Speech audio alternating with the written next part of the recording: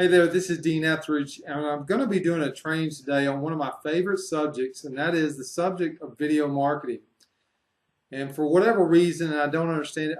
I do. I understand why some people don't want to be on camera, but I really want to try to make this simple, shoot straight from the hip, nothing scripted here, and I just want to have a conversation about how the average person can go out and take advantage of putting themselves out there on video. And we're going to be talking about later on this training about videos that you can make where you don't have to be on camera. You know, if you've got a face for radio, as I've heard from several people, there's a way to make videos, but video is a way for you to get your conversions a lot higher. You can get sales immediately online if you're willing to put yourself out there on video.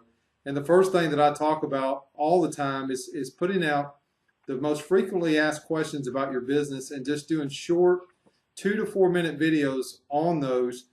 But many of you are sitting there thinking about how do I make a video? I don't have a studio, I don't have a camera, I don't have a green screen. And you know, this video training series I'm going to be shooting with a variety of different cameras, and this one's being done on a webcam right now, a Logitech Pro 9000 that you can get at Sam's. And I don't want to make this fancy. I just want to reiterate the point. Get an intro video out there, get some demonstration videos out there, learn how to do screenshots free with Jing over at techsmith.com, and to edit your videos to where you can put captions and that kind of thing using Camtasia is a more expensive version, but you can also use, if you have a Mac, iMovie. There's a Movie Maker with Windows, but I really like Jing and I really like Camtasia for myself to make captions, to do you know, transitions and hyperlinks in the videos. You can really do some cool stuff with audio with Camtasia, so I really like that. I'm still a PC guy thinking about going to a Mac, but for now I just want to keep this simple and just let you know some of the things you can do if you don't have a budget. There's no studio lighting here. It's just a fluorescent background, and this is a whiteboard that I've actually painted behind me. And in the next video, you'll see how we created the whiteboard. But I want to show you where you can start, okay? Like I said, the basics would be your webcam, and try to have it in high def if possible. This is a high def webcam. It will shoot at 720p, which is plenty of resolution for most videos that you're going to do. But the main thing is you just want people to see you and get to know you on camera, because that automatically forms a bond, whether you realize it or not. When you see someone interact on video, you have a very good understanding of who they are as a person, if they're dry, if they have a sense of humor, if they're fun, what their interests are, what their beliefs are sometimes. But you know, I want to start with the basics. So the basics would be a simple webcam. A lot of the new computers now have high-def cameras, so you don't have to go out and buy a camera. I'm using this on Windows Movie Maker to edit and shoot the video. But the next thing you can do is actually use your cell phone.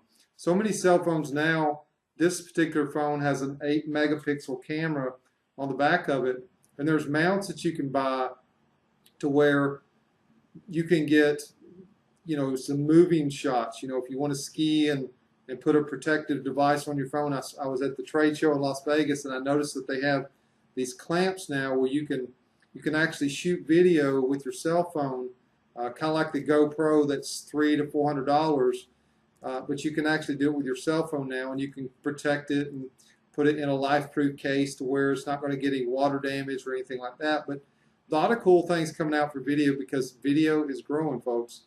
Blogging's great, but having videos with your blogs makes you 10 times more effective, in my opinion, especially over the long haul. So with that, let's go to the next camera. We've talked about a webcam, we've talked about a cell phone, and of course there's the pocket camera, so you can get I have one of those, but I don't have that here with me today. But you know what they are: the ZI-8, the flip cameras, the Play Sports from Kodak. There's Sony Bloggies that take video, great video, 1080p, 720, or just WVGA. But at any rate, those do a nice job.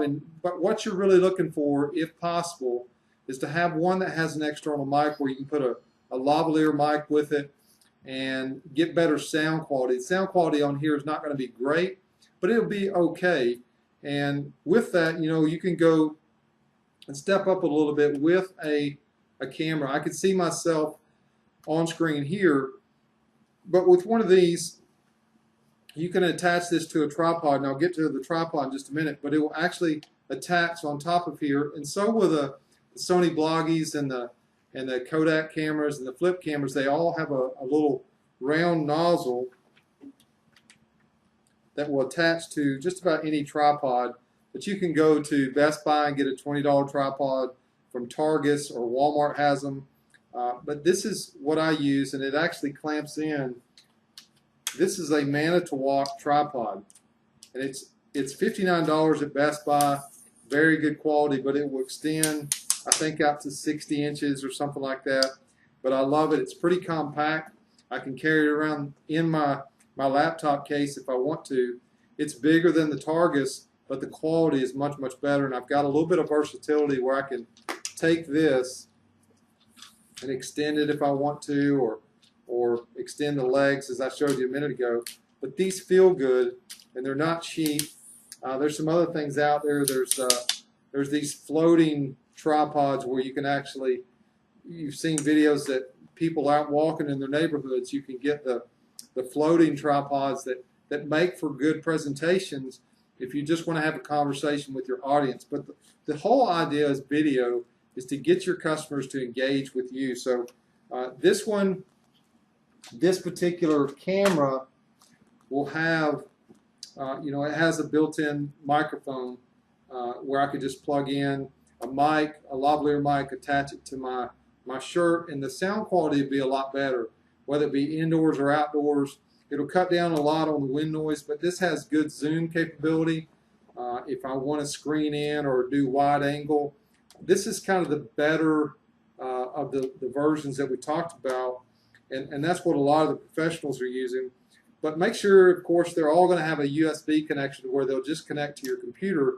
The Kodak PlaySport and the other devices usually have the USB connections built in where you just plug in the camera.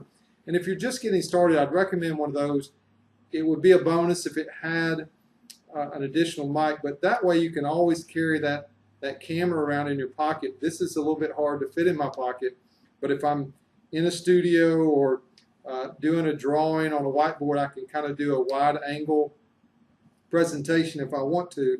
But this gives me a little bit more professional presentation. The microphone on this is a little bit better if I don't want to use a lavalier mic, but it's a little bit more sensitive than some of the handheld cameras. But the handheld cameras, you can find good ones anywhere from $50 to $100, $150 would get you a great one. But make sure that it shoots in high def. It's a bonus if it has the external mic. And make sure, whatever you do, I would make sure that it has an external SD card that you can put in it, because what you'll find is you're shooting this great 10 to 15 minute video and you run out of storage. This particular camera has 60 gigabytes of internal storage, so it will hold a lot of video, and most of your SD cards are going to hold 16 gigs, 32 gigs, or 48 gigs of data, which is a lot of video. And as you're making your videos and editing them, you can cut those down and just delete those off the SD card once you have them uploaded on YouTube. And of course, you can upload them to other sites, but that's what I'd recommend. I mean, you're going to need long-term, you're going to need something. If you're using a cell phone, those do a great job. The lighting, they don't adjust the lighting as well. Sometimes they auto zoom and it doesn't make the best presentation. The better example is the little handheld camcorders. You can get those anywhere at Best Buy. Sony makes some. I don't know if Flip's in business anymore. I don't know if Kodak's in business anymore, but Samsung makes a lot of them. JVC, those are good manufacturers for, you know, handheld cameras, and these are kind of the better options. Some of them have the little boom mics that will actually throw the sound and collect the sound a little bit better to where the sound quality is good. And so I hope that helps. You know, the big thing is just keep this simple, just like we're doing today. I'm sitting here on a stool in front of a big whiteboard. keeping this real and just having a conversation about video. But throughout the process, you start to understand a little bit about me, what this series is going to be all about, and we're going to show you how you can put in studio lighting, how you can write on a whiteboard, how you can do screenshots, how you can do things if you just want to put your picture on a PowerPoint and do your presentation or product demos.